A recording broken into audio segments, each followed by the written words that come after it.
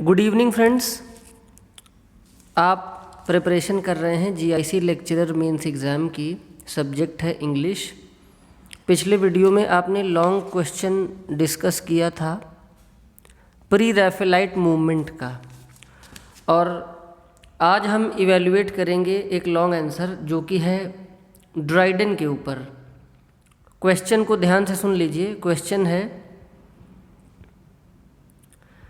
Comment on Dryden's defence of English drama in his dramatic पोजी।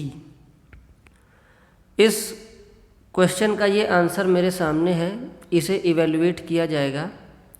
ये भी एक long answer है। 25 में से कितने मार्क्स मिलेंगे आप सभी देखेंगे। और इसके बाद हम लोग सीरीज़ के अगले वीडियोस शॉर्ट आंसर्स पर बनाएंगे, शॉर्ट आंसर्स पर देखेंगे, क्योंकि लॉन्ग क्वेश्चन मेरे ख्याल से 5 लॉन्ग क्वेश्चंस डिस्कस हो चुके हैं। और जब ये सीरीज़ एंड होगी तो आपको कंटेंट भी पढ़ाया जाएगा, जो भी राइटर्स और पोएट्स आपके कोर्स में हैं, जो भी लिटरेरी क्रिटिसिज्म है, इवन एस्से की भी तैयारी आपकी कराई जाएगी। आप बस हमारे चैनल से जुड़े रहिए। और टाइम बहुत कम है, टाइम तो इतना कम है कि मैंने इतने वीडियोस इस सीरीज़ के बनाए, लेकिन कभी आपसे नहीं कहा कि वीडियो को लाइक करिए, शेयर करिए, क्योंकि अब इतना भी टाइम नहीं बचा है। तो आइए देखते हैं अपने इस आंसर को। आंसर शुरू होगा इंट्रो से। ऐसा कुछ आपको करना नहीं है, ये पिछले वीडियोस में बात बताई जा चुकी है। Dryden's dramatic poesy was published in 1668 and was written during the plague of the year 1666. In this essay, Dryden has made an attempt to justify drama as a legitimate form of poetry. ऐसा ही कुछ हमें हिंदी में भी सुनने को मिलता है, जैसे उपन्यास और महाकाव्य की तुलना करने लगते हैं। कहते हैं कि अब महाकाव्य नहीं लिखे जाने हैं, अब उपन्यास को ही महाकाव्य मान लेना चाहिए, कुछ डिफरेंसेस के साथ। इसी तरह यहाँ पर इन्होंने बताया है, ड्राइडन ने, इन्होंने 1668 में अपना ड्रामेटिक पोजी पब्लिश कराया। लिखा 2 साल पहले था 1666 में, और इन्होंने पोएट्री की लेजिटिमेट फॉर्म बताया है ड्रामा को। कैसे, आइए देखते हैं आगे। According to Dryden, poetry has its complete expression in the form of drama rather than epic.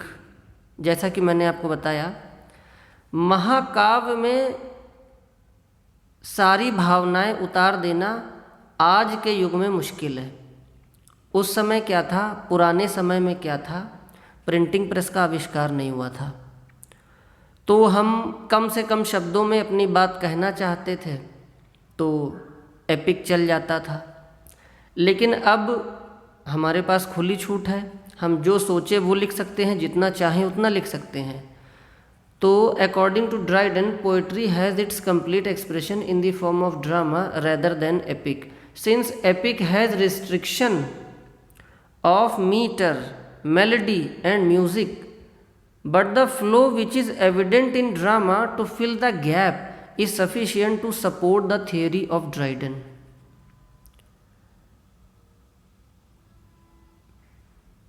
Epic में हमारे पास रिस्ट्रिक्शंस हैं, मीटर की, मेलोडी की, म्यूज़िक की, लेकिन ड्रामा में वो सारा गैप फिल हो जाता है।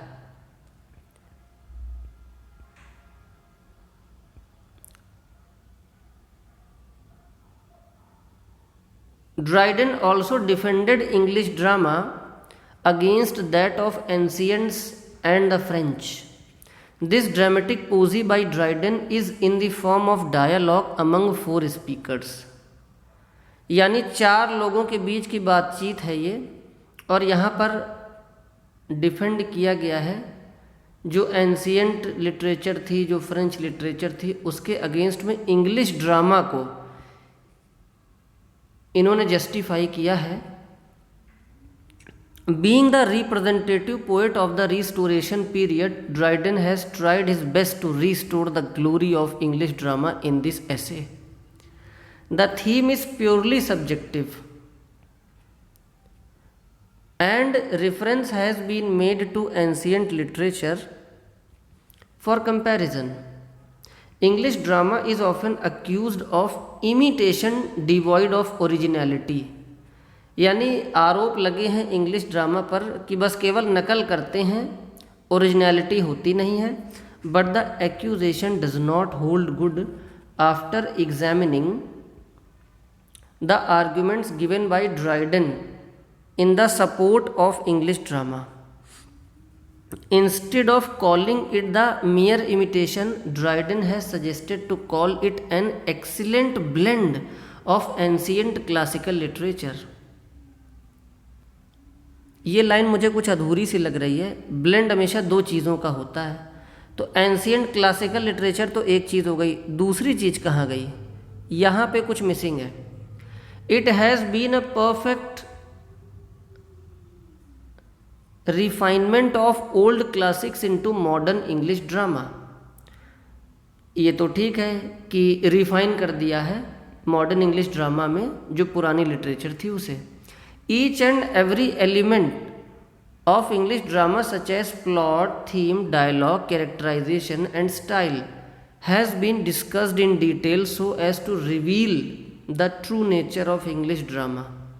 For example, out of the 4 speakers in the essay, Neander, जो कि ड्राइडन खुद हैं, Dryden himself, is always curious regarding English drama in the entire essay. अब देखिए, इस आंसर को पढ़ कर के ये फील हो रहा है कि बच्चे को ड्रामेटिक पोजी के बारे में बहुत पता नहीं है.